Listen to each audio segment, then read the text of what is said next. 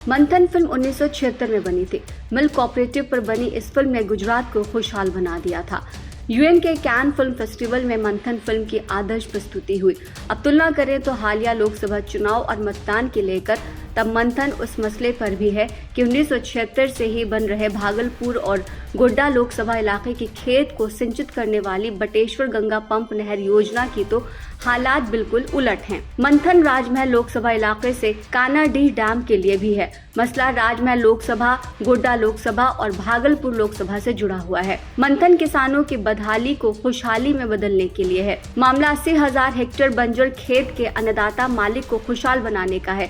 उसी इलाके का जायजा लिया है सहारा समय संवाददाता अनुज कुमार शिवलोचन ने इस खास ट्रेवलॉग रिपोर्ट में। ट्रेवलॉग में आज हम आपको बताना चाह रहे हैं कि जो गोड्डा लोकसभा है उस इलाके में कानाडी डैम भी है। उसी गोड्डा लोकसभा में आपका गंगा बटेश्वर पंप नहर योजना भी है। और मैं जिस जगह खड़ा हूँ ये राजमहल लोकसभा का एरिया है। अगर हम आपको ये दिखाना चाहें तो पहले आप इधर देखिए। ये वही डैम है जिसको बनाने के लिए इस इलाके के किसानों ने, लगभग 1 लाख किसानों ने चंदा किया था और वो चंदा का रकम 20 से 25 लाख की राशि थी।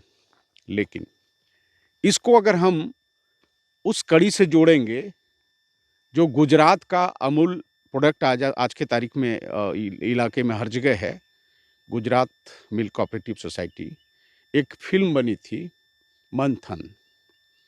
उस फिल्म को बनाने के लिए भी लगभग 5 लाख किसानों ने चंदा दिया था। मंथन फिल्म को आप देखेंगे तो समझ में आ जाएगा कि बदहाली से उबरने के लिए तब का जो प्रयास था गिरीश कर्नाड का, स्मिता पाटिल का, उसने इलाके का तकदीर बदल दिया है। यानी कुल मिला के गुजरात की बात है, लेकिन मैं बात कर रहा हूँ बिहार का और झारखंड का। राजमहल लोकसभा, गोड्डा लोकसभा और भागलपुर लोकसभा, इस इलाके के किसानों की भी बदहाली खुशहाली में बदल सकती है। इस इलाके के किसान भी पलायन के दर्द से छुट्टी पा सकते हैं, मुक्ति पा सकते हैं, लेकिन अभी तक नहीं हो पाया। जो बटेश्वर पंप नहर योजना है 1976 में वो इस्टेब्लिश होता है और मंथन फिल्म भी 1976 में ही बनता है। 48 साल उम्र हुआ।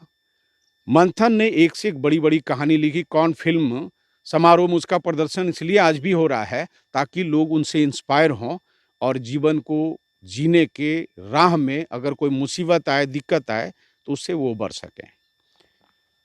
बटेश्वर पंप नहर योजना का भी उसी तरह से अगर 1976 में जन्म हुआ और ये 2024 चल रहा है और नहर को हमने देखा, उसमें पानी नहीं था। ये कानाडी डैम जो है इसकी भी कहानी कमोबेश उसी मंथन फिल्म की तरह मिलता जुलता है। 1 लाख लोगों ने चंदा दिया, 20 से 25 लाख की चंदा की रकम आई, लेकिन 95 के बाढ़ के में जो तबाही हुई उसको लेके कोई पहल नहीं हुआ। अलग बात है कि भारत सरकार में जब राधा मोहन सिंह कृषि मंत्री थे तो उन्होंने यहाँ के मसले को उठाया जरूर था, समाधान आज तक नहीं। बटेश्वर पंप नहर योजना भी फिर से पुनर्जीवित इसलिए हुई कि जो गोड्डा के सांसद निशिकांत दुबे हैं उसने इसमें जोर लगाया, लेकिन समाधान आज तक नहीं। कुल मिला के बदहाली आज भी किसानों की बनी हुई है। अगर हम खेत को दिखाना चाहें, आप इधर देखिए, ये खेत परती पड़ी हुई है। इस खेत की परती कथा ये बता रहा है कि इलाका कितना बदहाल है। अब हम कुछ ऐसे चश्मदीद से बात करते हैं जो हमारे साथ हैं। पहले तो अपना नाम बता दीजिए। मेरा नाम गणेश मंडल है।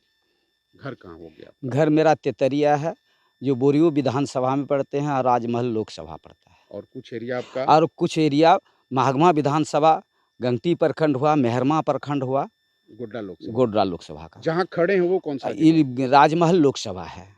ये जगह का नाम क्या है? ये कानाडी है, कानाडी डैम।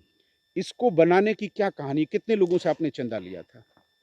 इतना परिश्रम कर, जितना भी यहाँ का मेन चीज होता है प्रधान, गांव का प्रधान, सब प्रधान को पहले बैठक किया गया, इलाका का, मेहरमा प्रखंड का भी, गंगटी प्रखंड का भी और बोरियो प्रखंड का भी।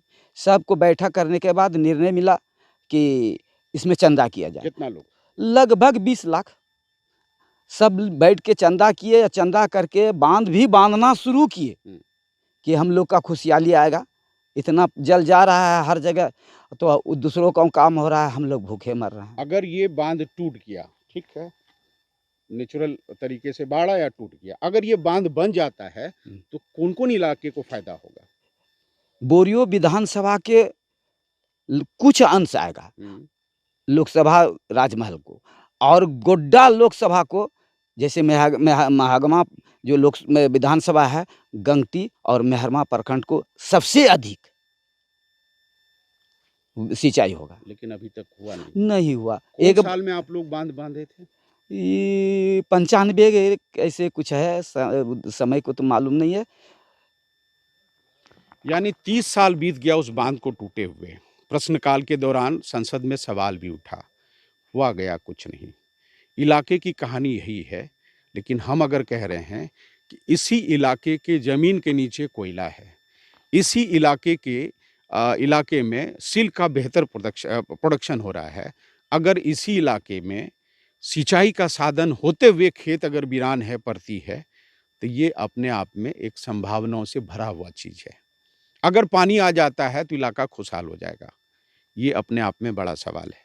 लेकिन कुल मिला के अगर संसदीय क्षेत्र के जनप्रतिनिधि प्रयास करते हैं, लेकिन देर होता है, लेट लतीफ़ होता है, तो इसका सीधा सीधा असर जनता पे होता है।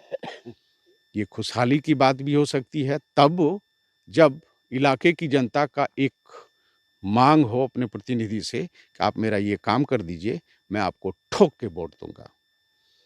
सहारा समय के लिए गोड्डा लोकसभा से अनुज कुमार शिवलोचन।